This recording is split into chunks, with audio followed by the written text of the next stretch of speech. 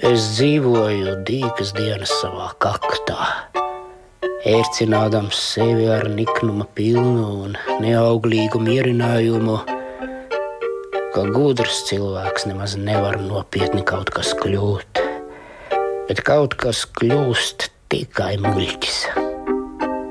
Man pat laban ir 40 gadi, bet 40 gadi, tas taču ir vesels mūžs. Tas taču ir pats dziļākais vecums. Dzīvot ilgāk par 40 gadiem ir nepieklājīgi, banāli netikumīgi. Kas dzīvo ilgāk par 40 gadiem? Dzīvo muļķi un nelieši. Starp citu, par ko kārtīgs cilvēks var runāt ar vislielāko patiku? Atbilde – par sevi. Nu, tad es arī runāšu par sevi.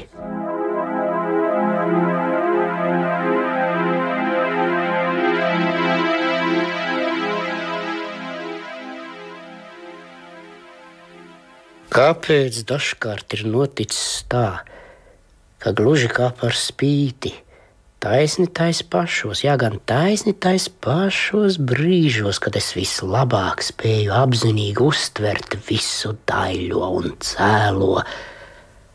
Man reizēm gadījās nevairs apzināties, bet darīt tādus neglītus darbus, tādus, jā.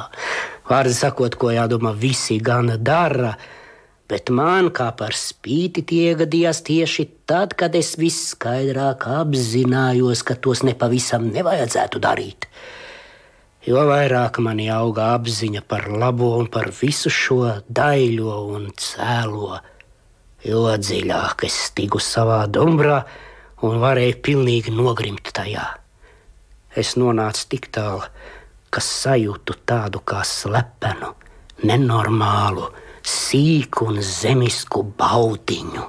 Dažkārt visai riebīgajā Pēterburgas naktī atgriezties savā kaktā un aizvien skaidrāk apzināties, kā arī šodien atkal esmu pastrādājis neķēlību, ka izdarītais nekādi nav atpakaļ atsaucams, un sāku iekšēji slepus krimst un krimst sevi zobiem, zāģēt un zīžļāt sevi tik tālu, ka rūgtums pēdīgi pārvērtās par tādu kā kaunu pilnu nolādētu saldami.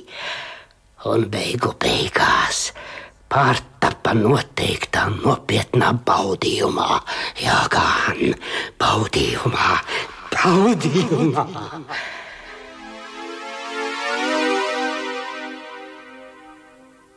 Es, piemēram, esmu šausmīgi patmīlīgs.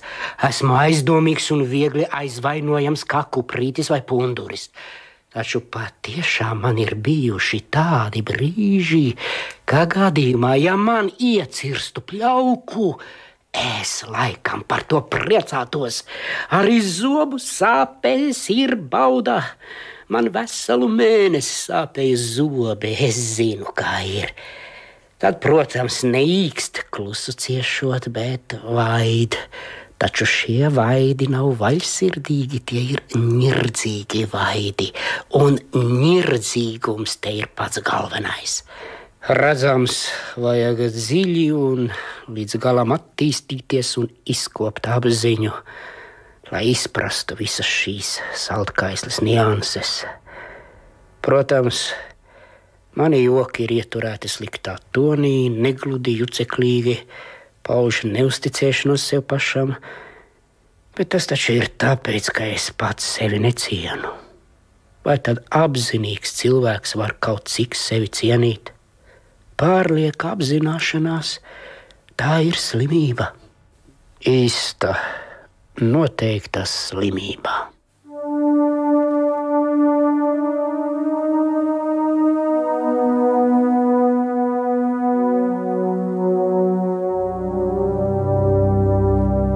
Šodien krīt sniegs, gandrīz slapjš, dzeltens, duļķains. Arī vakar sniga, Arī aizvakar snigā,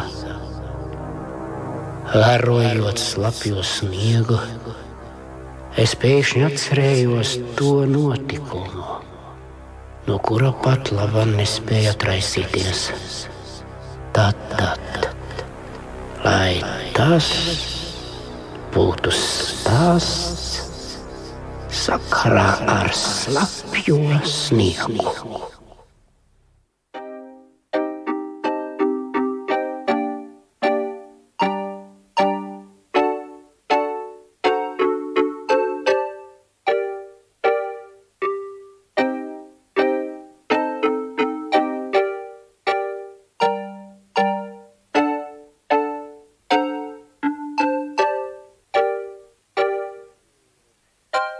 Toreiz man bija kādi 24 gadi.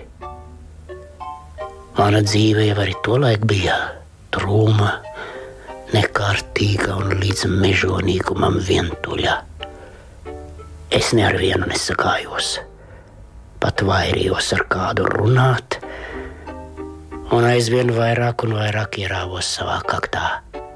Darbā, kancelējā es pat centos ne uz vienu neskatīties, un ļoti labi manīju, ka darba biedri ne tik vien uzskatīja mani par savādnieku, bet pat raudzījās uz mani ar tādu kā riebumu.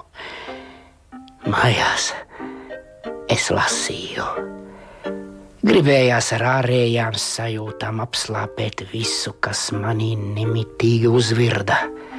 Bet ārējās sajūtas mani izraisīja vienīgi lasīšana. Lasīšana, protams, stipri palīdzēja, saviļņoja, tīksmināja un mocīja, taču lāgiem šausmīgi apnika. Gribējās kustēties, un es piepeši nogremdējos tumšā pazemes nejaucībā, neizvirtībā, bet sīkā netiklībā. Netiklībā es nodevos vientulībā. Pa naktīm slepus, bailīgi, neķītri, jūstams kaunu, kas mani neatstāja visriebīgākajos brīžos.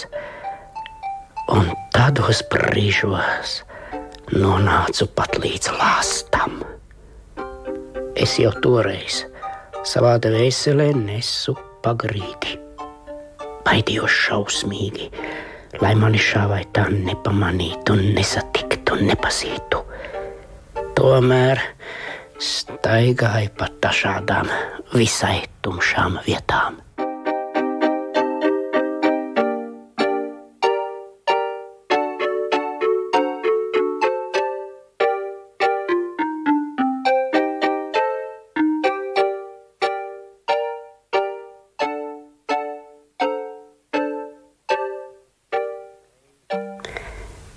Reiz, iedams naktī ar kādu nožēlojamu traktierīti, caur apgaismoto logu ieraudzīju, kā kungi pie biljarda sāka kauties ar kijām, un kā vienu no kungiem izlingoja pa logu.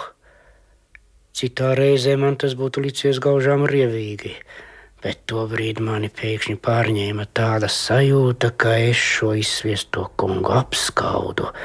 Un apskaudu tik ļoti, ka pat iegāja traktierī, biljardistabā, saka, kas zina, varbūt arī es sakaušos un arī mani izlingos pa logu.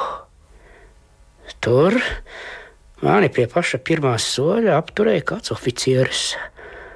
Es stāvēju pie biljarda un aiz nezināšanas biju aizšķērsojis ceļu, bet viņam vajadzēja tikt garām. Viņš saņēma mani aiz pleciem un nevārda neteikdams, nebrīdinājis un neizskaidrojies, pārbīdīja no tās vietas, kur stāvēju, uz citu, un pats aizgāja garām, it kā manis nemaz nepamanījis.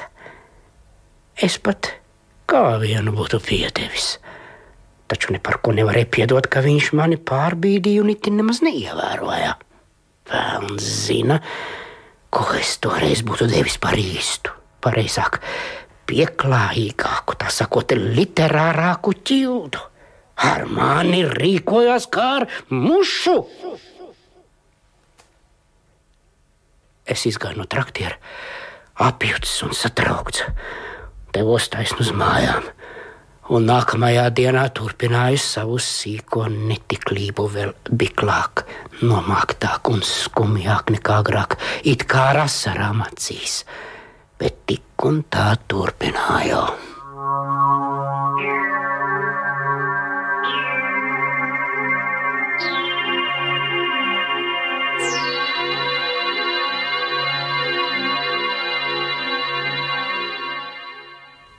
Pēc atgadījuma ar oficieri mani sāka turp vilkt vēl stiprāk. Taisnu uz Ņevas prospekta es viņu sastapu visbiežāk. Tur tad arī ar lapatiku viņu vēroju. Kaut gan arī viņš grieza ceļu ģenerāļiem un augstām amatpersonām un tāpat līkumoja starp viņiem kā pīkstulis. Taču tādus kā es viņš taisni spieda nost. Gāja tieši virsū, it kā viņam priekšā būtu tukša telpa un nekādā gadījumā negrieza ceļu. Bet kā būtu, ja sastaptos ar viņu un neparautos pie malas? Tīšu prāt nepaietu malā, kaut vai nāktos viņu pagrūst. Kā tas būtu, kā?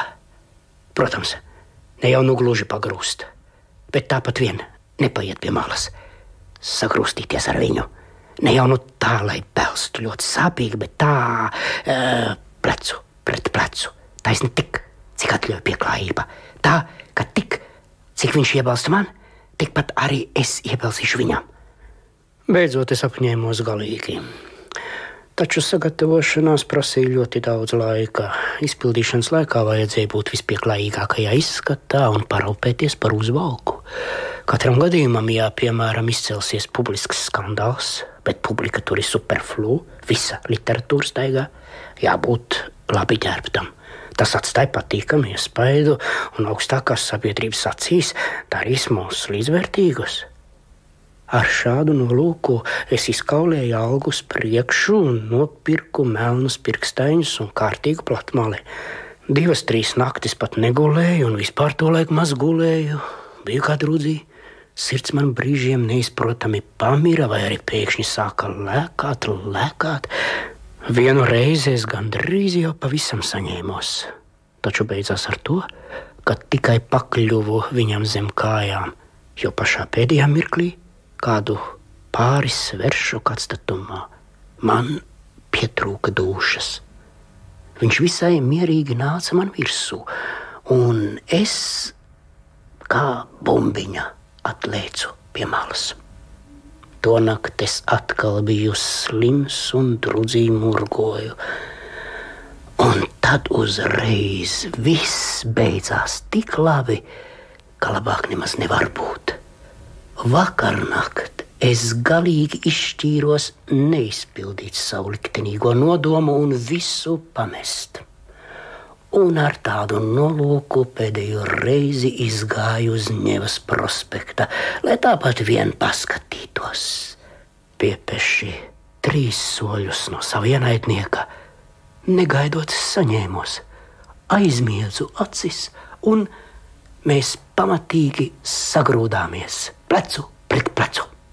Es nepiekāpos ne par naga platumu un pagāju garām pilnīgi līdztiesīgi. Viņš pat neatskatījās un izlikās, ka nav pamanījis. Taču viņš tā tikai izlikās, esmu par to pārliecināts. Protams, mani ķēra stiprāk, viņš bija spēcīgāks, bet tas nav galvenais. Galvenais ir tas, ka es biju sasniedzis mērķi, uzturējis savu pašcieņu, nepiekāpies ne par soli un publiski parādījis sevi sociāli līdztiesīgu viņam. Es atgriezos mājās, pilnīgi gandarīts par visu.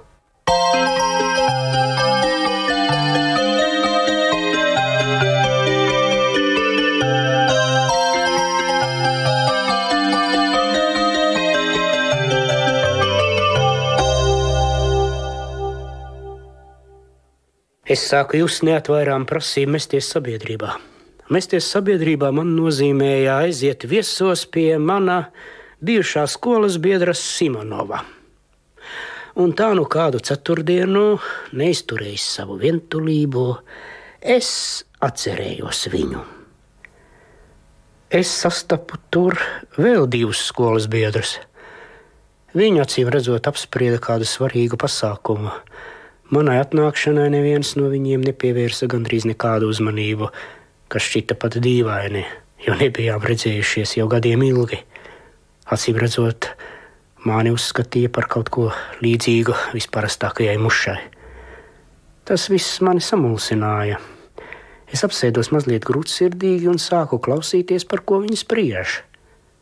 Runāja nopietni un pat decīgi par atvadu mīlestību, ko šie kungi rīt pat gribēja kopīgi sarīkot savam biedram Zverkovam, kas dienēja par oficieri un rīt brauca uz attālu guberņu. Monsieur Zverkovs bija arī mans skolas biedrs. Es viņu sevišķi stipri sāku neieredzēt vecākajās klasēs. Jaunākajās klasēs viņš bija tikai glīts, sprigans puika, ko visi mīlēja. Atceros, kā es piepeši sarāvos ar Zverkovu, kad viņš reiz ar biedriem spriedelēja par savu nākamo odziņu meiču. Un piepeši paziņoja, ka nevienas lauku meičas savās sāģā nepametīs bez uzmanības, ka tās ir viņa pirmās nakts tiesības. Bet zemniekus, ja tie uzdrīkstēsies protestēt, visus no vietas nopērs un visiem viņiem pārdainajiem neliešiem uzliks 2kāršu gruntsnomu. Mūsu bezkauņas aplaudēja, bet es salēcos un nepavisam neaizžēluma pret meičām un viņu tēviem, bet tīri vienkārši tāpēc, ka tādiem sprukstiņiem tā aplaudē. Lūk, šim Zverkovam, kurš beidzot brauca projām, tad nu mani skolas biedri gribēja sarīkot mīlestību. Viņi visus 3 gadus bija pastāvīgi ar viņu sagājušies, kaut arī paši iekšēji nejutās viņam līdzvērtīgi. Esmu par to pārliecināts. Nu tā tad, ja pa 7 rubļi, mēs esam 21 rublēns. Var ieturēt krietnas pusdienas. Zverkovs, protams, nemaksā. Nē, pats par sevi saprotams, ja jau mēs viņu uzaicinām. Vai tiešām jūs domājat, ka Zverkovs ļaus mums vieniem maksāt? Aiz delikātumu pieņems, bet toties no savas puses spērs galda pusdurts. Kur nu mums 4 pusduts? Tātad 3, ar Zverkovu 4. 21 rublis restorānā Hotel de Paris, rīt 5:30. Piedodiet, kāpēc 21? Ja skaita arī mani, tad būs nevis 21, bet 28 rubļi. Ko tad? Vai tad jūs arī gribat? Bet kāpēc gan ne? Es taču laikam arī esmu skolas biedrs. Es atzīstos. Es jūtos pat aizvainots, ka jūs mani esat apgājuši. Jā, bet kur tad jūs vajadzēja meklēt? Jūs ar Zverkovu nekad nesatikāt. Man liekas, ka par to nevienam nav nekāda tiesības spriest. Tieši tāpēc varbūt es tagad gribu, ka mēs nesatikām. Kas jūs lai saprot? Ar jūsu cildenajām jušanām. Labi. Tātad rīt 5:30 restorānā Hotel de Paris. Nesajauciet. Nesajaukšu. Un nauda. Pietiek. Ja jau viņam tik ļoti sagribējies, lai nāk. Bet mums taču te ir savs draugu pulciņš. Ko? Tā taču nav nekāda oficiāla sanāksme. Mēs jūs varbūt nemaz negribam. Jā? Tātad rītu. Naudu taču jūs iemaksāsiet tūlīt, lai es noteikti zinātu. Saprotiet, Simonova, es šurp nākdams nevarēju zināt. Man ir ļoti nepatīkam, ka es aizmirsu. Labi, man ir vienalga. Samaksāsit rīt pie pusdienām. Tātad precīzi 5. Kāds velns mani sakūdīja uz šādu izlēcienu. Lai nu kā, bet šitādām nelietim cūkcepuriz var govam. Saprotams, nevajag braukt. Saprotams, nospļauties. Vai tad es saistīts esmu, vai? Bet tieši tāpēc jau es trakoju, ka skaidri zināju, ka braukšu, ka tieši prāt braukšu. Un jo netaktiskāk, jo nepieklājīgāk būs braukt, jo drīzāk arī braukšu. Un bija pat dibināts šķērslis braukšanai, nebija naudas. Man bija atlikti pavisam 9 rubļi, bet 7 no tiem bija izmaksājumi algā Apolonam, manam dienestniekam, kas dzīvoja pie manis par 7 rubļiem mēnesī ar savu uzturu. O, kā es lūdzu Dievu, lai šī diena drīzāk būtu garām.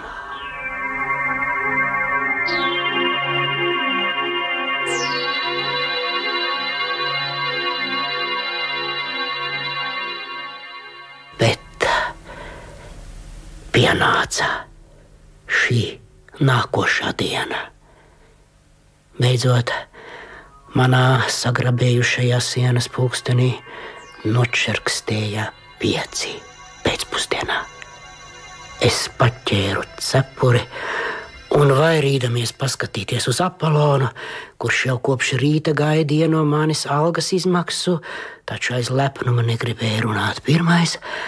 Viņam garām izslīdēja pa durvīm un vieglajā ormanī, ko speciāli biju nolīdzis par pēdējo pusrubli, kā kungs pieripoju pie Hotel de Paris.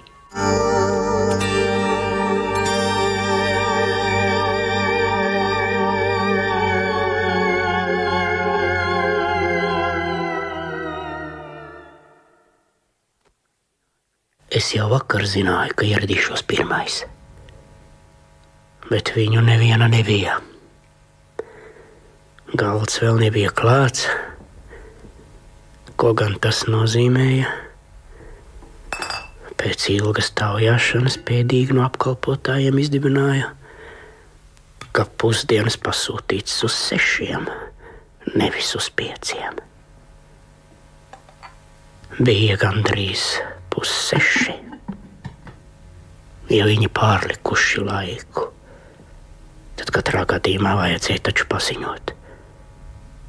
Nevis gāzt mani kaunā, kaut vai visu kalpotāju priekšā. Vārdus sakot, bija ļoti riebīgi.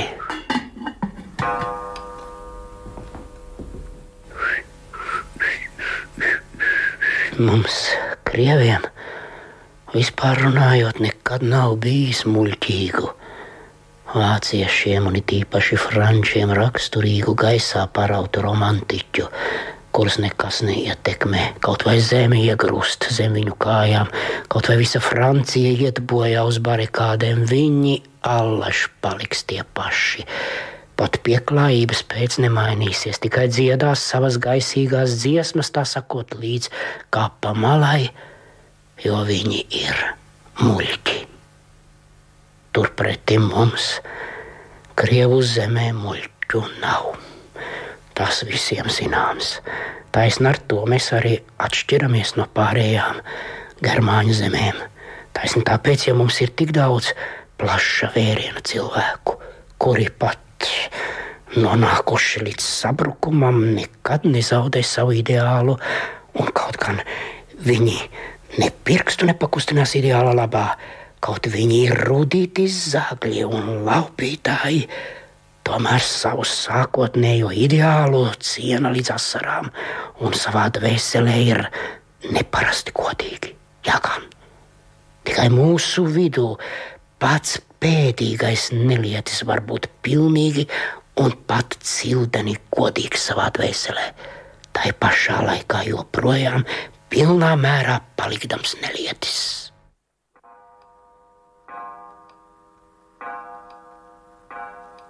Pulkstenis 6. Tā, un visi ieradās.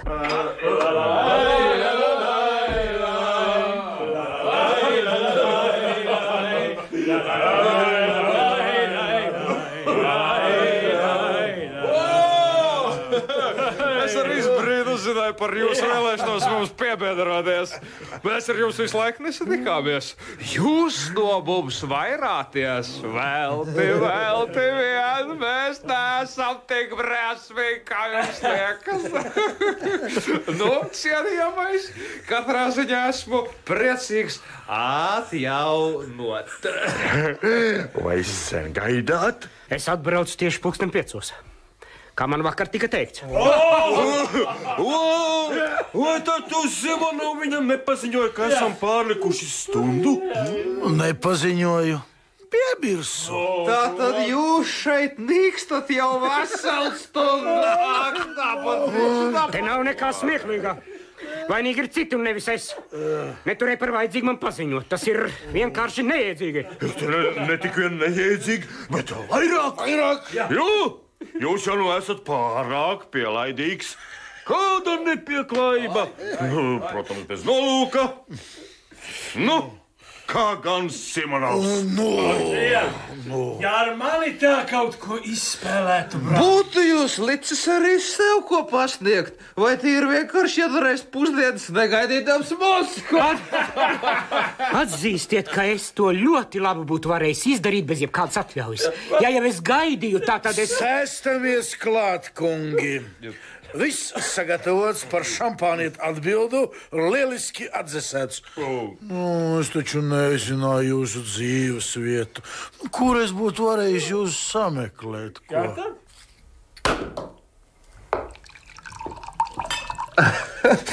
Sakiet, jūs strādājat departamentā? Nē, kancelējā. Un jums ir izdevies, sakiet, kas jūs pamudinājāt tā kā agrāko dienestu? Ko? Tas arī pamudināja, ka iegribējās atstāt agrāko dienestu.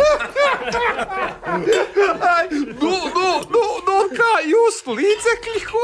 Kā tas ir līdzekļi? Tas ir alga. Nu, ko jūs mani eksaminējat? Nav visai daudz, vai ne? Jā, gan. Cienījamais nevar kafē restorānos pusdienot. Manuprāt, tas ir taisni nabadzīgi. Un kā jūs esat sakrities, kā pārvērties kopš tā laika? Ko jūs viņu tik daudz tur mulsināt? Cienītais kungs, zināt, es nejūtos samulsis. Es šeit, kafē restorānā, pusdienoju par savu naudu. Par savu, nevis par citu, ņemiet vērā. Visie, Faršvičkin. Un kurš šeit pusdieno par citu naudu? Kungi, ko? Jūs it kā? Tā. Es domāju, ka mēs labāk varētu pāriet pie prātīgākām sarunām. Jūs liekas esat nodomājis izrādīt savu gudrību. Esiet bez rūpēm, šeit tas nebūtu nav pilnīgi vajadzīgs. Ko jūs, mans kungs, tik traki klazināt, ko? Vai jūs gadījumā neesat tur prātā jucis tai savā kancelējā sēžot? Diezgan, kungi, Cik tas ir muļķīgi. Patiešām muļķīgi. Mēs esam sanākuši draudzīgā kompānijā, lai atverītos no laba drauga, bet jūs rēķināties. Jūs pats mums vakar uzplījāties, tad nejauciet jau vispārējo saskaņu. Pietiek, mitēties, kungi. Tā nu tas neiet. Labāk es jums pastāstīšu, kā es aizvakar bez maz apprecējos. Visi bija mani pametuši. Un es sēdēju samīts un iznīcināts. Aiz bēdām dzēru lafitu un heres glāzēm. Nepieradz ātri noreibu un līdz ar reibumu auga arī dusmas. Man piepeši gribējās viņus visus apvainot visnekaunīgākajā veidā. Apvainot un aiziet. Atrast īsto brīdi un sevi parādīt. Un tad, lai saka, kaut arī smieklīgs, tomēr gudrs. Un vārdu sakot, velns viņus rāvis.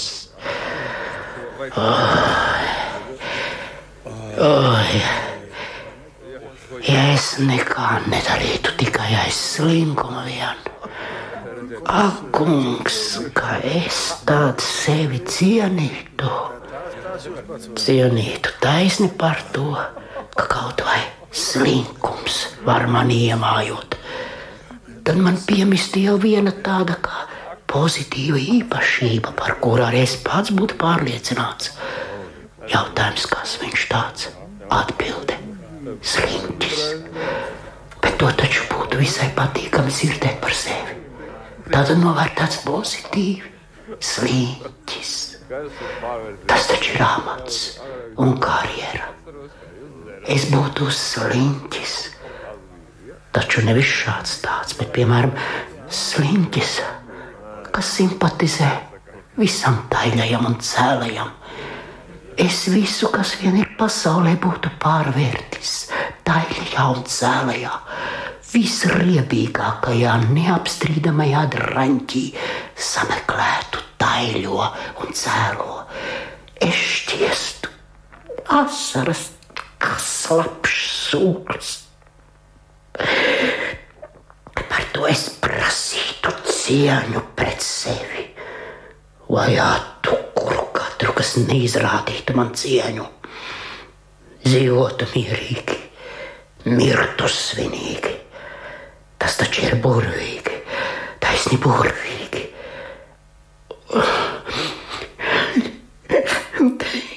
Un tādu vēderiņu būtu sev uzaudzējis, tādā trīskāršā zodā iedzīvojies, ar tādu sandalkrāsas degunu apgādājies, ka ik viens pretim nācējs uz mani paskatījies teiktu, tās gan ir spīdeklis, tās nu ir īsts pozitīvais. Un sakiet, ko gribat, kungi. Tādas atsauksmes taču ir ārkārtīgi patīkami dzirdēt mūsu negatīvajā gadsimtā. Visi izcēra un piecēlās, saskūpstījās ar Zverkovu. Uz mani pat nepaskatījās. Es nekustējos. Pilnais kauss stāvēja man priekšā neskarts. Vai tad jūs nedzersiet? Es gribu teikt dažus vārdus no savas puses. Un tad es uzdzeršu Trudaļu Valkungs. Pretīgais nīgroņa. Klusu! Tad nu gudrības nāks ārā. Poručīgs Zverkova kungs. Ziniet, es neieredzu frāzes, frāžu kalējus un pāržņauktus vidukļus. Tas ir pirmais punkts. Otrais punkts. Es neieredzu meičas odziņas un odziņu šķinējus, it īpaši šķinējus. Trešais punkts. Es mīlu patiesību, atklātību un godīgumu. Es cienu domas, misjē Zverkov. Es cienu īstu biedriskumu, kur visi līdztiesīgi un nevis kā es cienu, bet kāpēc kā ne? Es iedzeršu uz jūsu veselību, misjē Zverkov. Valdziniet čerkasietes, šaujiet tēvzemes ienaidniekus. Uz jūsu veselību, misjē Zverkov. Esmu jums ļoti pateicīgs. Vēlns porāvis. Nē, cienījamais, par to krauj pa purnu. Viņu vajag patzīt. Ne vārda, kungi, ne žesta. Pateicos jums visiem, bet es pats pratīšu viņam pierādīt, kā vērtēju viņa vārdus. Fervičkina kungs, rīt pat jūs man dosit gandarījumu par saviem nu pat teiktajiem vārdiem. Tas nozīmē dueli? Jā, cienījamais. Jā, lūdzu. Atstāsim viņu. Ir taču galīgi pilnā. Nekad sev nepiedošu, ka viņu paņēmām līdzi. Tagad nu vajadzētu laist visiem ar pudeli. Cilvēks tikai tāpēc dara nelietības, ka neapzinās savas patiesās intereses. Bet ja nu viņu apgaismotu, atvērtu viņam acis, lai viņš saskatītu savas patiesās morālās intereses, tad cilvēks uzreiz mitētos darīt nelietības. Tūdaļ kļūtu labs un cildens, jo būdams izglītots un izprastams, kas viņam patiešām izdevīgi, saredzētu, ka izdevīgs viņam pašam ir tieši labais. Un, kā zināms, neviens cilvēks nevar apzināti rīkoties pretēji paša labumam. Nosita 11. Kungi, Protams. Jā? Zverkov, es lūdzu jums piedošanu. Ferfičkin, es arī jums, visiem es esmu apvainojis jūs. Aha! Duelis saka nav brāl. Nē, es nebaidos dueļa, Ferfičkin. Es esmu ar mieru. Rīt pat ar jums kauties. Jau pēc izlīguma. Es pat pastāvu to. Un jūs nedrīkstat man atteikt. Es gribu jums pierādīt, ka es nebaidos no dueļa. Jūs šausiet pirmais, un es izšaušu gaisā. Pats sevi mierina. Tīri vienkārši samuldējās. Palaidiet taču garām, ko jūs stāvat ieplieties manā ceļā. Nu, ko jums īsti vajag? Es lūdzu jūsu draudzības, Zverkov. Es esmu jūs apvainojis, lūdzu. Apvainojis jūs mani. Ziniet, cienītais kungs, ka jūs nekad un nekādos apstākļos nevarat mani apvainot. Diezgan esam ar jums te ņēmušies, vācieties. Pie Olimpias! Aiziet, kungi! Simonov, iedodiet man 6 rubļus. Vai tad jūs arī uz turien kopā ar mums? Jā. Man nav. Simonov, es redzēju, ka nauda jums ir. Kāpēc jūs man atsakāt? Vai es esmu nelietis? Sargieties man atsacīt. Ja jūs vien zinātu, kādam nolūkam es lūdzu. No tā ir atkarīga visa mana nākotne, visi mani plāni. Labi, Tā, ņēmiet. Ja jau esat tik nekaunīgs, ņēmiet. Paldies.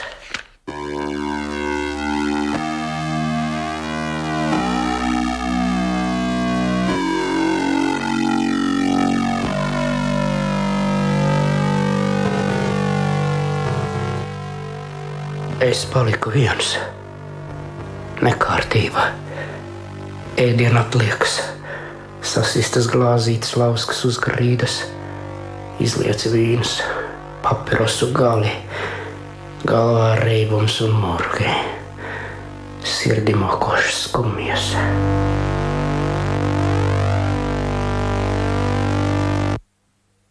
Pie Olimpijas. Vai nu viņi visi uz ceļiem, man kājas apkampdami izlūksies manu draudzību, vai arī es Zverkovam citīšu?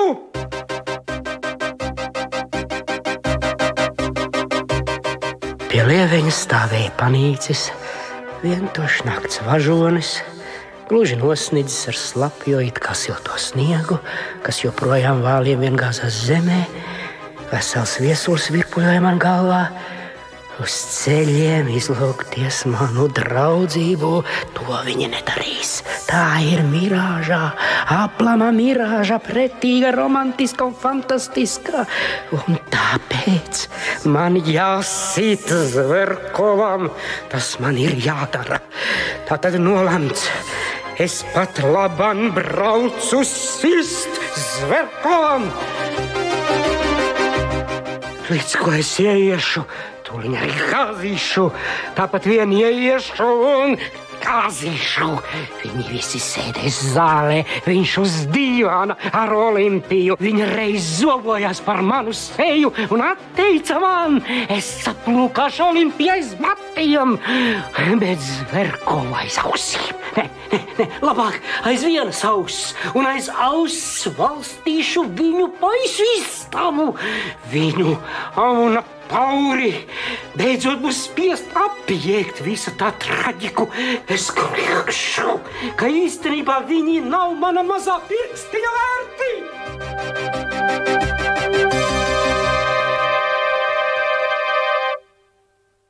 Slapš sniegs krita lielām pārslām.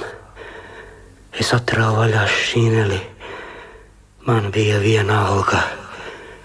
Es aizmirsu visu pārējo, jo biju galīgi apņēmies cirst pļauku, un ar šausmām jutu, ka tas taču noteikti būs tūliņ. Un to nu nekādi spēki vairs apturēt nevar. Strauji izsoļoju cauri tumšajai tirgotavas telpai un iegāju pazīstamajā zālē, kur dega viena pati svece un izpratnē apstājos. Neviena nebija. Kur tad viņi ir? Es kādam jautāju. Bet viņi, protams, jau bija paguvuši izklīst.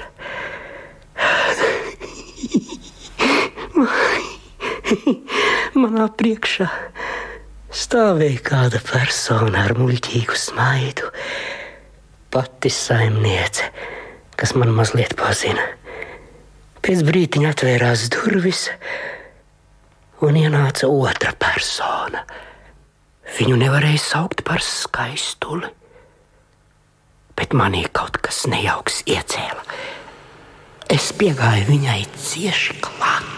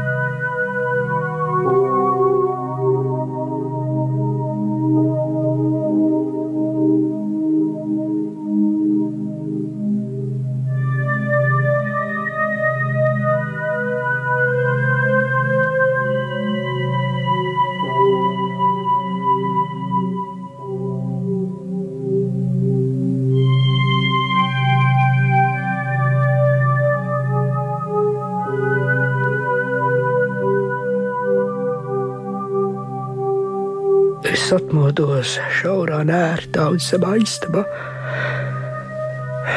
Bija gandrīz kluši tumšs. Galvā bija tvinga. Grūts sirdība un rūgtums no jauna uzvirda un meklēja izēju. Pēkšņi es sev līdzās ieraudzīju divas platas acis, kas sinkāri un neatlaidīgi manī lūkojās. Skatiens bija cetri vienaldzīgs, drūms, it kā gluži svešs, no tā kļūst smagi. Mēs ilgi tā raudzījāmies viens otrā.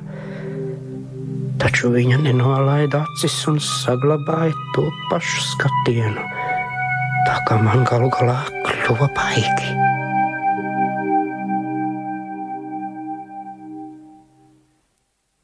Kā tevi sauc?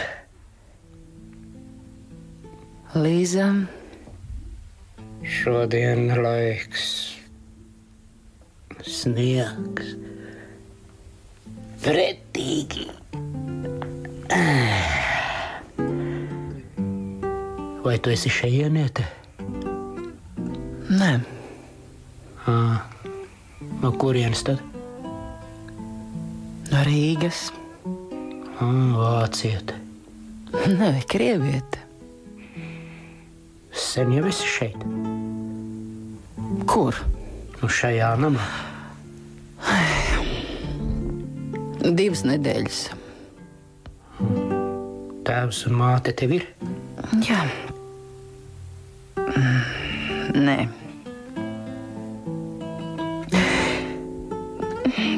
Ir.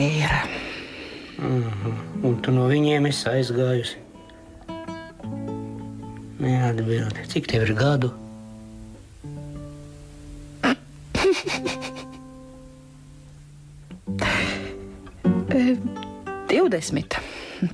Tu zini, es vakar redzēju nesa zārku un nosvieda zemē.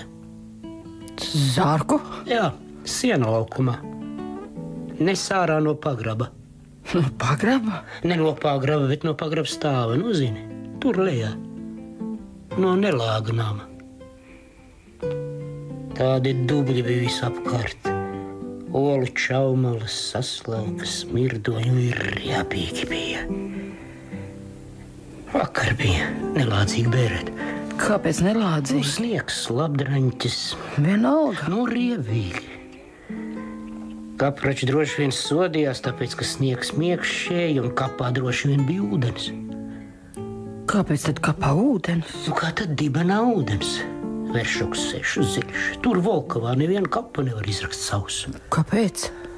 Vieta tāda slāpja, šeit viscaur purvs. Tāpat arī ūdeni ielaiž. Es pats esmu redzējis daudz reižu. Vai tiešām tev ir vienalga kā mirt? Kādēļ tad, lai es mirtu? Reiz taču mirsi. Gluži tāpat nomirsi kā vakarējā nelaiķe. Tā bija arī tāda meitene, ar diloni, nomira. Ja šī skuķe būtu mirusi slimnīcā. Viņa bija saimniecē parādā un gandrīz līdz pašām beigām viņai kalpoja, kaut arī bija diloņa slimniece. Bērēs vakar važoņi visapkārt runāja ar zaldātiem, stāstīja. Jādomā, viņas agrākie paziņas, smējās, vēl krogu pieminēt taisījās. Bet vai tad slimnīcā labāk mirt vai? Bet vai tad nav vienalga un kāpēc man jāmirst? Ne tagad, bet vēlāk. Arī vēlāk. Tas nav viss tā. Tagad tu esi jauna, skaista, svaiga. Tā tevi arī vērtē, bet pēc gada. Šādā dzīvē nebūs vairs tāda, novītīsi. Pēc gada? Katrā ziņā pēc gada tev nebūs vairs tā cena. Tu no šejienes pāries kaut kur zemāk uz citu namu, vēl pēc gadu uz 3, aizvien zemāk un zemāk. Bet pēc gadiem 7 nonāks līdz pagrabam sienlaukumā. Tas vēl būtu labi. Bet redzi, posts būs, ja tev piedevām piesitīsies vēl kāda kaite, krūšu vājums vai tu pati saaugstēsies vai kaut kā citādi. Šādā dzīvē slimība tik lēti nepāriet. Piemetīsies, kas zina un varbūt vairs neatlaidīsies. Tā arī tu nomirsi. Nomiršu. Bet žēl taču. Kā žēl? Dzīves. Vai tev bija līga vainas? Kām jums tas jāzina? Es jau tevi nepratinu. Kas man? Ko tu dusmājies? Tev, protams, varēja būt savas nepatikšanas, kas man tāpat vien žēl. Kā žēl? Tevis. Nav ko. Bet ko tad tu domā? Uz laba ceļa esi, vai? Nekā es nedomāju. Tas ir slikti, ka nedomā.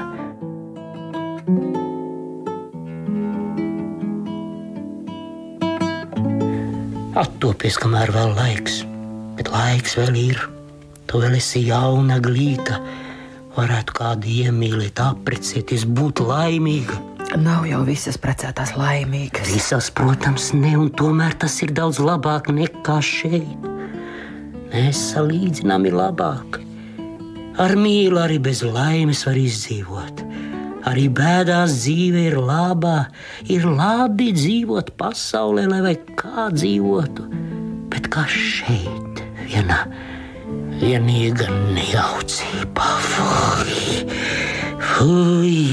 Oi.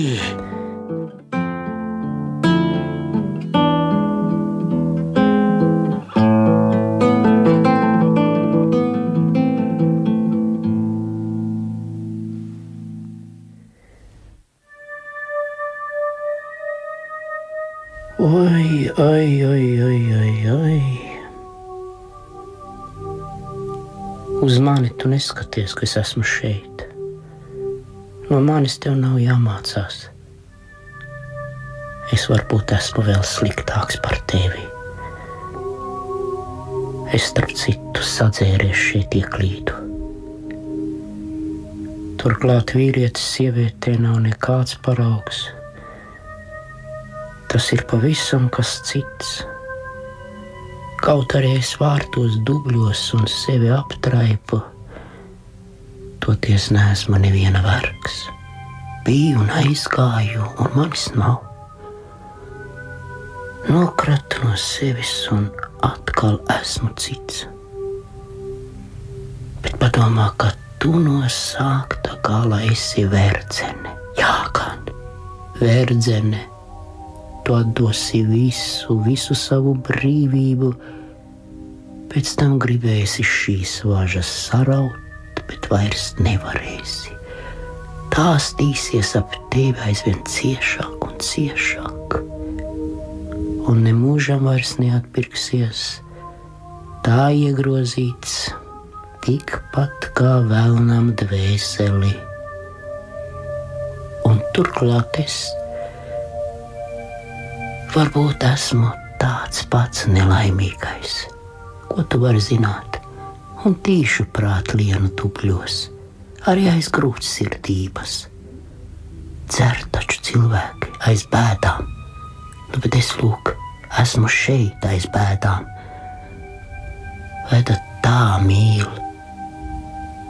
Vai tā cilvēkam ar cilvēku jāsaiet kopā? Tā ir vienīga nejēdzība, nekas vairāk. Kādēļ tu šurp atbrauci? Tā. Bet cik labi būtu dzīvot tēva mājās, silti, brīvi, sava līgsta.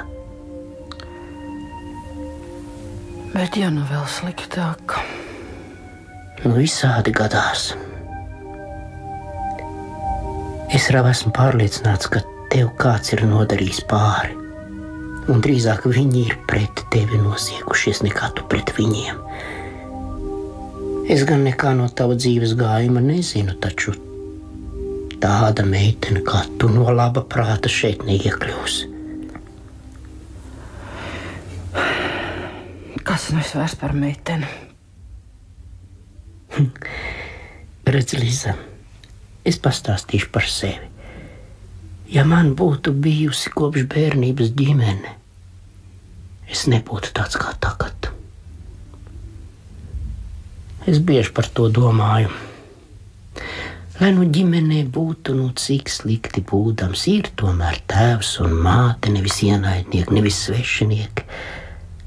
Kaut vai reizi gadā parādīs tev mīlestību, tomēr zini, ka esi mājās. Es redzēju, uzaugu bez ģimenes. Jādomā, tāpēc arī tāds esmu iznācis, bezjūtīgs.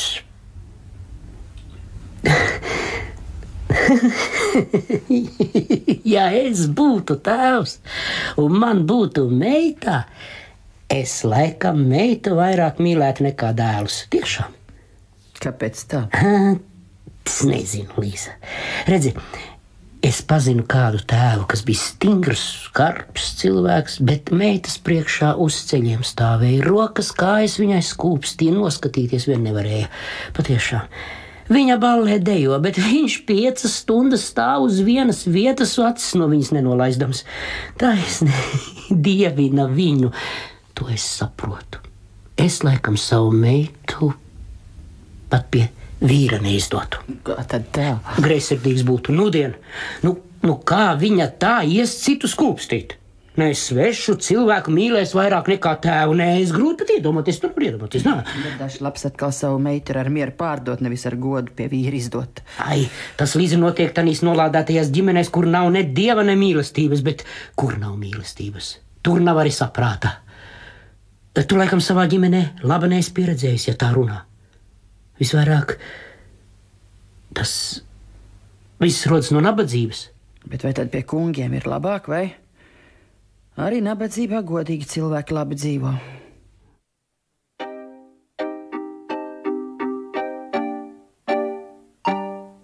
Cilvēks labprāt tikai savas bēdas skaita, pēc savu laimi neskaita, bet būtu skaitījis, kā pienāks, tā redzētu, ka ikvienam sava daļa pielemta. Labi tādā ģimenē, dažkārt pat ar bēdu uz pusēm labi, un kur gan bēda nav? Varbūt apprecēsies, pati uzzināsi. Pirmā jaunlaulā to mīla pāries, tas tiesa, bet tad atnāks vēl labāka mīla. Tad dvēseles saplūdīs. Visu viņi darīs kopīgi, nebūs noslēpumi vienam no otra, radīsies bērni. tad jebkāds visgrūtākais laiks šķitīs laimē, kad tikai mīlētu un būtu drosmīgi. Vai tā nav īsta laime, kad viņi trijatā vīrs, sieva un bērns iet kopā? Šādu mirkļu dēļ daudz ko varētu piedot. Nē, Līza, vajag vispirms pašam iemācīties dzīvot un tikai tad vainot citus. Ko jūs tā kā... Kā? Jūs taču... Kā? Jūs tā kā... gluži tā kā no grāmatas. Es esmu dzirdējis, mierina jūs, muļķis, atļauj jums turēt mīļākos. Bet tā taču ir viena vienīga niekošanās, viens vienīgs māns, viena vienīga ņirgāšanās par jums, bet jūs ticat, vai tad viņš patiešām tevi mīl? Tas mīļākais, es neticu. Kā viņš var mīlēt, ja zina, ka tevi tūliņ no viņa rokām pasauks pie citā? Neķītris viņš ir pēc visa tā. Un ne vārda, ne pušplēsta vārdiņa nedrīkstēs piebilst, kad tevi dzīs laukā no šejienes. Iesi, kā noziegusies. Pāries uz citu vietu, tad uz trešo, pēc tam vēl kaut kur līdz nokļūsi beidzot siena laukumā. Un tur jau pie reizes sāksies arī sitieni. Tā ir turienes laipnība. Tur viesis pat pamīlēt neprot, ja kams nav piekāvis. Es jaungada naktī vienu redzēju pie durvīm. Viņus savējie paši ņirgādamies izgrūda ārā mazliet atvēsināties, tāpēc, ka pārlieku stipri kauca, un durvis aiz viņas aizcirta. 9:00 no rīta viņa jau bija galīgi pilnā, saņurcīta, puskaila un no vienas vietas sadauzīta. Bet, kad mirsi, visi tevi pametīs, visi novērsīsies, jo ko gan no tevis ņemt? Iebāzīs tevi mirstošu pašā smirdīgākajā pagraba kaktā, tur tumsa mitrs. Ko gan tu viena pati tur gulēdama visu neizdomāsi? Nomirsi, apkops tevis sveši ļaudis par roku galām, nepacietīgi neviens neapsvētīs, neviens tevis dēļ nenopūtīsies, kaut tikai drīzāk no kakla nost. Nopirks rupi aptēstu zārku, iznesīs, kā vakar iznesa to nabadzīti, un ies uz krogu nodzert bēres. Kapā šķidri dubļi ķēpas slapšs sniegs, ies nu tevis dēļ ceremonēties, lai tik lēvaņu... Jau labu brīdi nojautu, ka esmu uzvandījis visu viņas dvēseli un saplosījis viņas sirdi. Un jo vairāk par to pārliecinājos, jo vairāk vēlējos ātrāk un cik iespējams droši sasniegt mērķi. Spēle mani aizrāva. Tomēr ne tikai spēle vien. Taču pat laban panācis efektu. Es uzreiz nobijos. Nē, nekad es vēl nebiju redzējis tādu izmisumu.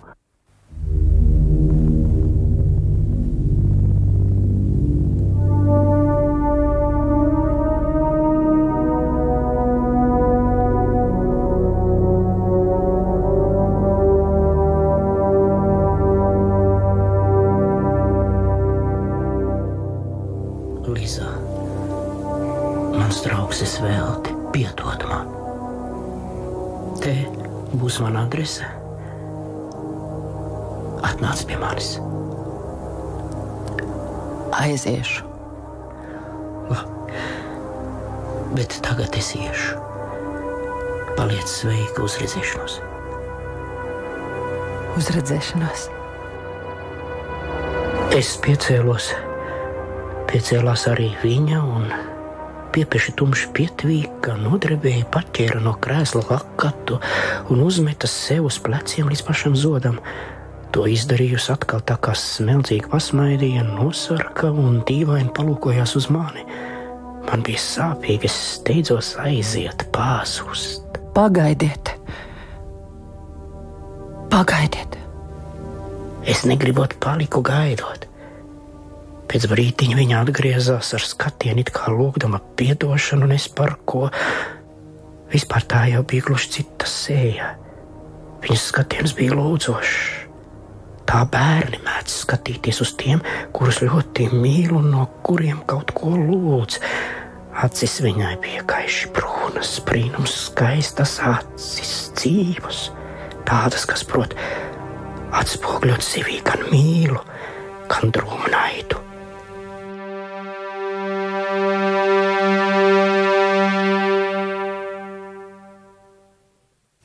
tā man nepaskaidrodama, it kā es būtu kāds augstāks radījums, kuram viss jāzina bez paskaidrojumiem, viņa sniedza man papīrlapiņu. Šai brīdī visa viņas seja taisni iemirdzījās, visai vientiesīgā, gandrīz bērnišķīgā triumfā. Es atlocīju lapiņu. Tā bija vēstule. Vēstule viņai no kāda medicīnas studenta vai tam līdzīga. Atzīšanās mīlestībā, ļoti augstā, puķainā, taču ārkārtīgi cieņas pilnā stilā. Viņa ieurbās ar acīm manā sejā un nepacietīgi gaidīja, ko es teikšu. Dažos vārdos ātrumā, taču tā kā priecīgi un lepodamās, viņa man paskaidroja, ka bijusi kaut kur deju vakarā ģimenes lokā pie ļoti labiem cilvēkiem, ģimenes cilvēkiem, kuri vēl nekā nezina, tāpēc, ka viņa šeit ir tikai nesen un tikai tāpat vienu, nepavisam nav nolēmusi te palikt un visādā ziņā aizies, tik līdz samaksās parādu.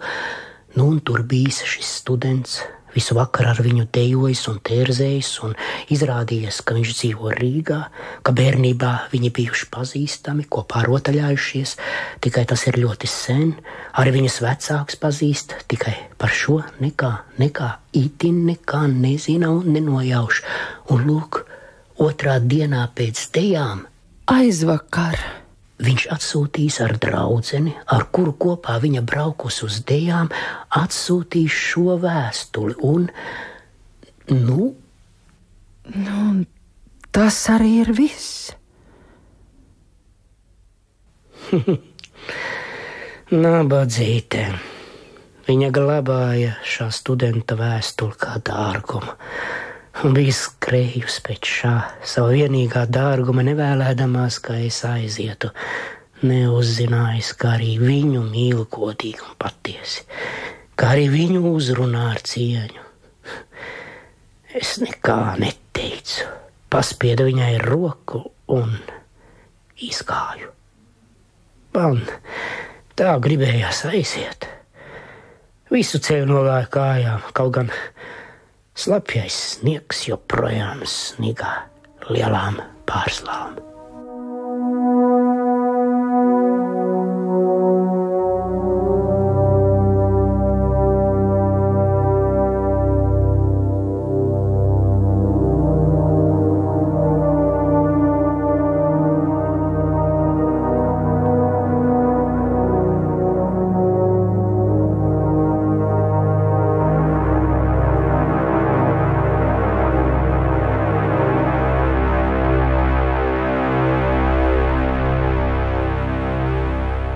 Mājās pārnācis, nekavējoties uzrakstīju Simanovam. Līdz šim vēl tīksminos atcerēdamies savas vēstules patiesi džentelmenisko, labsirdīgu atklāto toni. Atvainojos, it īpaši Simanovam. Viņu arī lūdzu nodot manas paskaidrojumus visiem pārējiem, sevišķi Zverkovam, kuru atceros kā pa sapņiem laikam apvainoju. Piemetināju, ka pats būtu pie visiem aizbraucis, taču sāpa galva, bet vairāk par visu ir kauns, bet vispār nospļauties. Galvenais, kas esmu atkratījies. Ieliku vēstulē 6 rubļus, aizzīmogoju un palūdzu Apolonu aiznest. Uzzinājis, ka vēstulē ir nauda, Apolons kļuva godbijīgāks un bija ar mieru aiziet.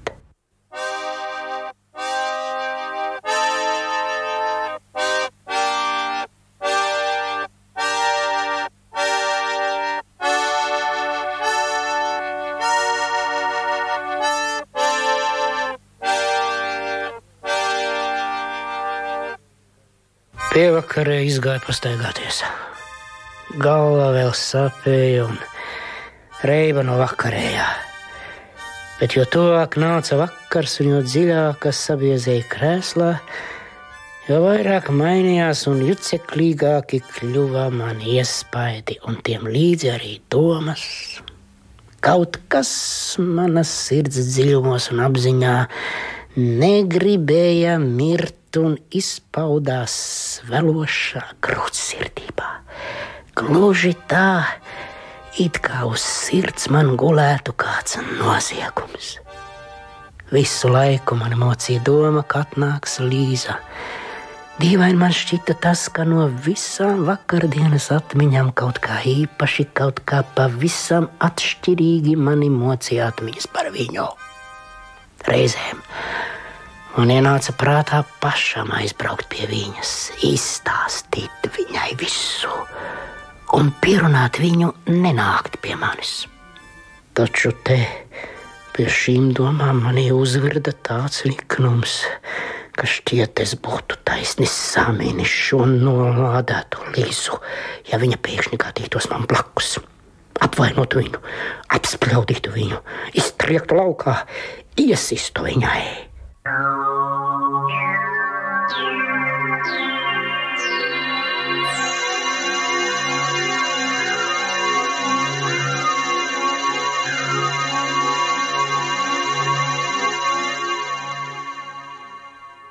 Pagāja diena, 2, 3.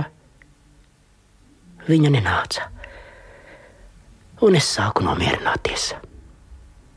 Labi vēl, ka mani tajā laikā izklaidēja Apollons ar savām rupībām. Galīgi izveda no pacietības.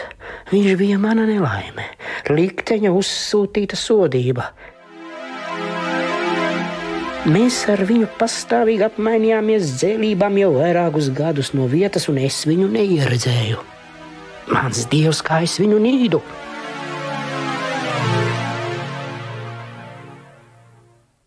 Apollon, kā tu drīkst ienākt pie manis bez atļaujas? Un ko tu uz mani skaties? Ko tu nāc skatīties? Ja tagad jums ir man ko pavēlēt, tad mana darīšana ir izpildīta. Bet tur... Ne jau par to, ne par to es tev prasu. Es tev pateikšu, Bende, kā labi tu nāci. Tu redzi, ka es tev neizmaksāju algu. Jā. Pat aiz lepnības negribi paklanīties, palūgt. Un tāpēc nāc ar saviem muļķīgajiem skatieniem mani sodīt, mocīt. Un tu, Bende, pat neapjēdz, cik tas ir stulbi. Stulbi. Te ir nauda. Te tā ir, visi 7 rubļi. Bet tu tos nedabūsi. Līdz tam pašam laikam, kamēr tu nenāksi godīgi visā pazemībā lūgt man piedošanu. Tā nevar būt, jo tur... Būs. Es tev dodu savu goda vārdu, būs. Nav man par ko jums piedošanu lūgt. Tāpēc, ka jūs pats man nolamājāt par Bendi. Aizkam es katrā laikā varu jūs iecirknī apvainošanas dēļ iesūdzēt. Bet tur... Ej, iesūdzi. Ej, tūliņ, šo pašu brīdi. Bet, Bende, tu esi stāvēt tā. Bende, ej, Bende, ej. Muticiet!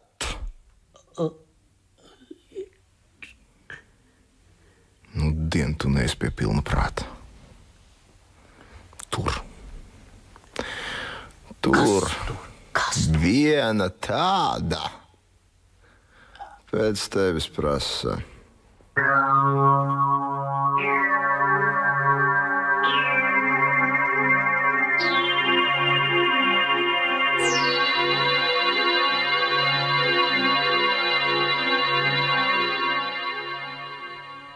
Es stāvēju viņas priekšā, satriekts, noķengāts, riebīgi apkaunots un šķiet smaidīju. Visiem spēkiem pūlēdamies ietīties savā noskrandušā rīta svārka stērbelēs. Sēdies. Tu mani pārsteidz dīvainā situācijā, Līza. Nē, nedomā neko tādu, ne. Es nekaunos par savu nabadzību. Taisnība otrādi, es lepojos ar savu nabadzību. Esmu nabaks, taču dišciltīgs. Vai var būt nabaks un dišciltīgs? Starp citu, vai gribi tēju? Nē. Pagaidī. Apollon, šeit tev alga. Redzi, es atdodu, bet par to tev man jāpaglābi. Tūliņ atnes no traktiera tēju un 10 sausiņus. Ja tu negribēsi iet, tu cilvēku padarīsi nelaimīgu. Tu nezini, kas tā ir par sievieti. Tā ir viss. Tu varbūt domā nesko, bet tu nezini, kas tā ir par sievieti. Vai man ņemt pilnu porciju? Jā. Ej, lūdzu, ej, tūlīt, ej. Labi, aiziešu. Apolons lēnām pārskaitīja naudu un lēnām izgāja no istabas. Atgriežoties pie Līzas, man iešāvās prātā, nes vai nemukt tagad, tāpat kā esmu ar rīta svārķeli mugurā, kur pats rāda mukt, lai tad notiek, kas notiktams. Bet es apsēdos. Viņa nemierīgi lūkojās manī. Labu brīdi nerunājām ne vārda.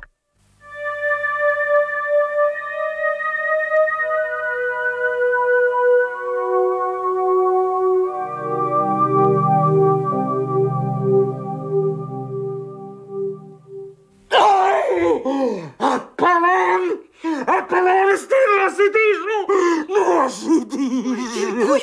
Es viņu nosītīšu! Tu nezini, Līza, kas šis bende Apolons ir? Ko viņš man nozīmē? Viņš man bende! Tagad viņš aizgāja pēc saugsīgiem! Kas jums kaišu? Kas ar jums notiek?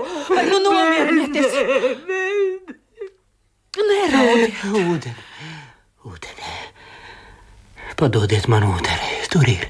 Viņa pasniedza man ūdeni, mums raudzīdamās manī. Šai brīdī Apolons ienesa tēju.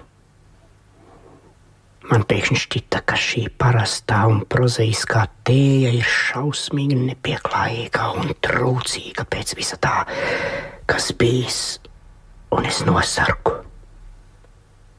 Līza vēroja Apolonu, pat ar izbailēm. Viņš izgāja mums ne aci, neuzmetis. Līza, tu mani nicini. Dzertēju. Paldies.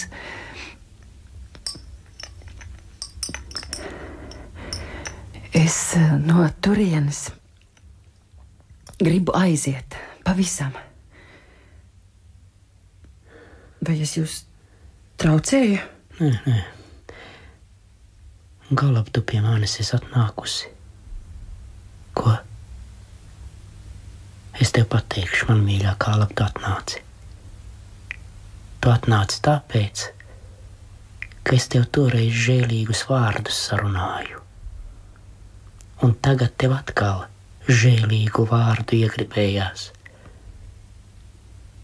Tad zini, Jēl, es toreiz par tevi smējos. Jā, gan es smējos. Mani pirms tam pie pusdienām bija apvainojuši tie, kas toreiz pirms manis piebrauca. Es aizbraucu pie jums, lai piekautu vienu no viņiem, oficieri. Taču man neizdevās, nesastapu. Vajadzēja aizvainojumu uz kādu izgāzt, panākt savu. Tu gadījies par rokai, uz tevi arī izgāzu nikumu un izņirgājos. Cik pazemojoši. Mani bija pazemojuši, un tad arī es gribēju kādu pazemot. Mani bija saplosījuši lēveros, tad arī es gribēju parādīt savu varu. Tā tas bija. Bet tu jau domāji, ka es biju ieradies tevi glābt, ja? Tā tu domāji, ja? Nezinu. Glābt. Nezinu. No kā glābt? Es taču varbūt pats esmu vēl sliktāks par tevi. Spēle bija vajadzīgā. Tavas asaras. Tavs pazemojums, tava histērija man bija vajadzīga.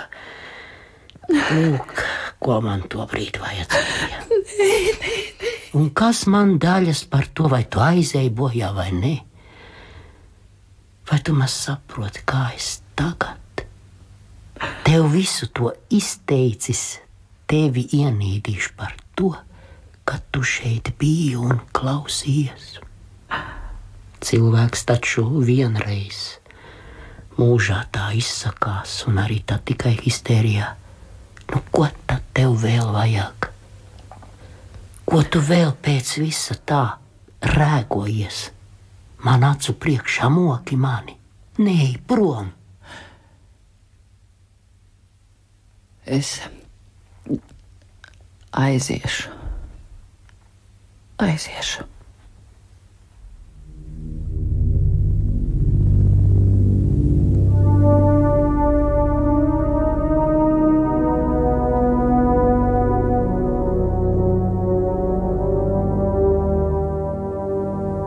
Kaut kādā nevaldāmā trauksmē viņa spēja pietrūkās no krēsla un visā tiekdamās pie manis.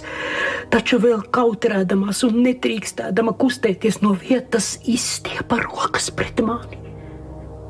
Nu arī mana sirds sagriezās. Tad viņa piepeši metās man klāt, apģērās ap kaklu un sāka raudāt. Viņa pieplaka pie manis, apskāva mani un it kā pamira šeit skāvienā.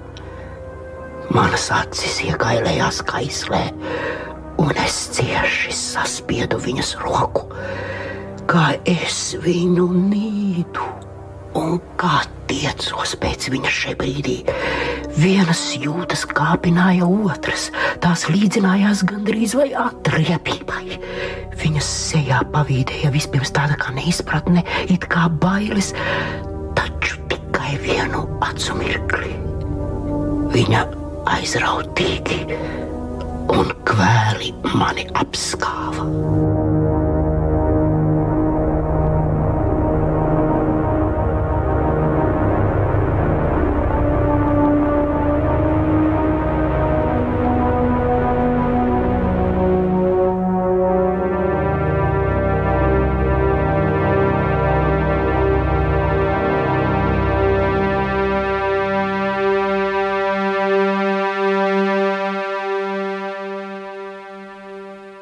Pēc stundas ceturkšņam es trakā nepacietībā skraidīju pa istabu uz priekšu un atpakaļ.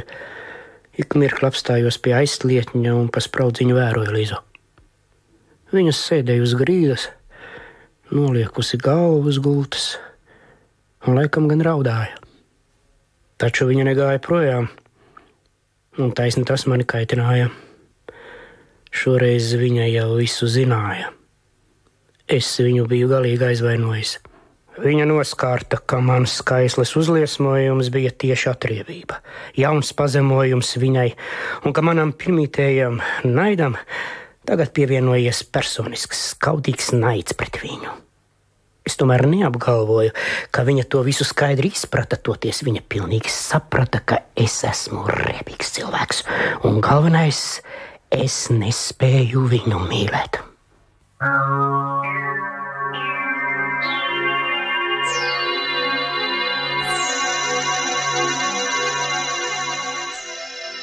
Taču pagāja dažas minūtes, un viņa aizvien vēl necēlās, it kā būtu nemaņā.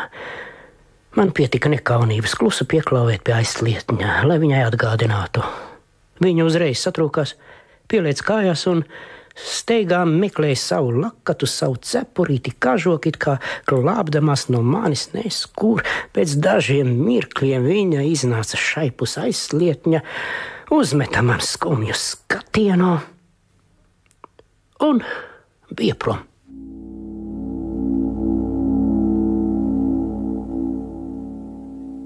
Es atgriezos istabā domīgs.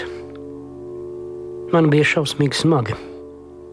Apstājos pie galda, blakus krēslam, kur viņa bija sēdējusi, un truli vēros tukšumā. Pagāja īsts brītiņš, pēkšņi es nodrebēju, taisni sev priekšā, uz galda ieraudzīju saburzītu zilu piecnieku. To pašu, ko nulle biju iespiedis viņai saujā. Nav to atstājusi.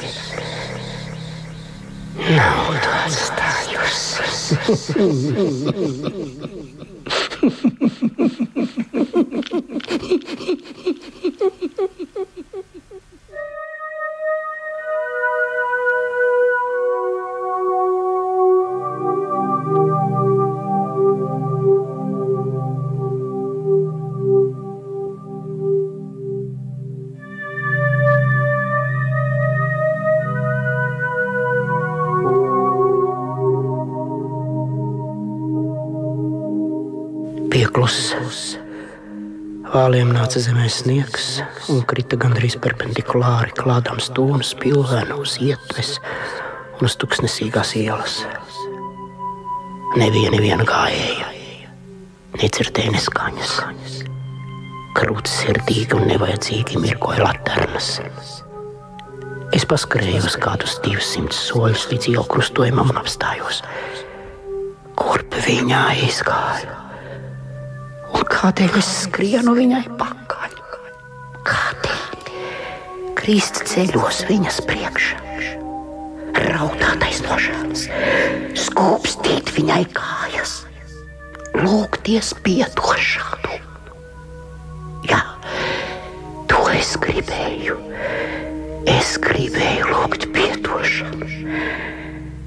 Žēlums plosīja manu sirdi gabalos un nekad es vienaldzīgi neatcerējos šo mirkli.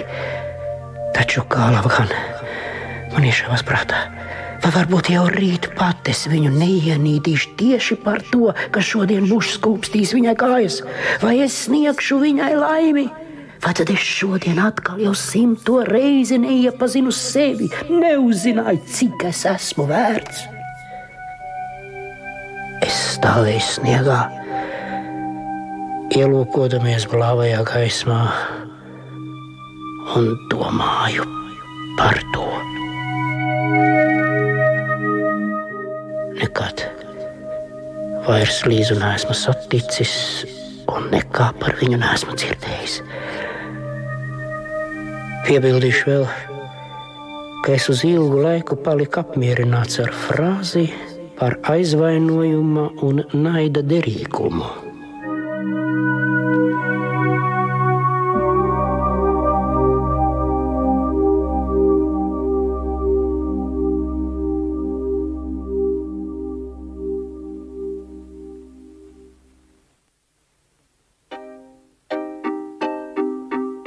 Tagad pēc daudz gadiem tas viss tā kā pārāk nelāgi ainojas manā atmiņā. Daudz, kas man tagad nelāgi ainojas, taču nez vai jau nebeigt šīs piezīmes. Man šķiet, esmu rīkojies aplam, sākdams tās rakstīt. Vismaz man bija kauns visu laiku, kamēr rakstīju šo stāstu. Tātad tā vairs nav literatūra, bet labošanas pasākums. Mēs esam nedzīvi dzimuši un arī dzimti jau sen nedzimstam no dzīviem tēviem. Un tas mums aizvien vairāk un vairāk patīk, iegaršojas. Drīz izdomāsim kaut kā dzimt no idejas.